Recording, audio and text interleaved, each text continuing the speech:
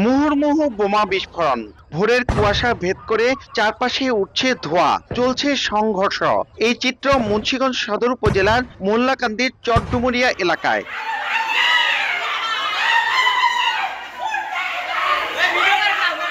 দীর্ঘদিন ধরে আধিপত্য নিয়ে জেলা বিএনপির আহ্বায়ক কমিটির সদস্য আতিক মল্লিক ও মোল্লাকান্দি ইউনিয়ন বিএনপির সভাপতি ওহিদ মোল্লার অনুসারী শাহ কামাল গ্রুপের সঙ্গে ইউনিয়ন বিএনপির সাবেক সহসভাপতি আওলাদ হোসেনের অনুসারী আরিফ গ্রুপের বিরোধ চলে আসছিল।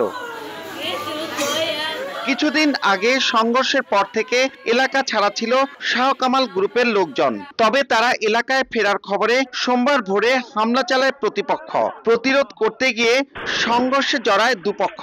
এ সময় গুলিবিদ্ধ হন আরিফ মির ও ইমরান। তাদের হাসপাতালে নিলে আরিফকে মৃত ঘোষণা করেন চিকিৎসক, আর ইমরানকে গুরুতর অবস্থায় ঢাকা মেডিকেলে পাঠানো হয়। আমার স্বামীর এমন হুদা করে দিল, আমার বুক খালি করে দিল, আমি কইজন যামু।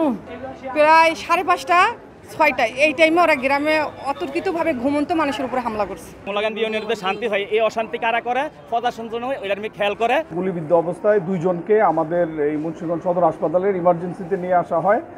এর মধ্যে একজনকে আমরা মৃত অবস্থায় পাই, যার শরীরে বুলেটের আঘাত আছে। এদিকে দুই পক্ষের মধ্যে নতুন করে সংঘর্ষ ঠেকাতে এলাকায় অতিরিক্ত পুলিশ মোতায়েন করা হয়েছে।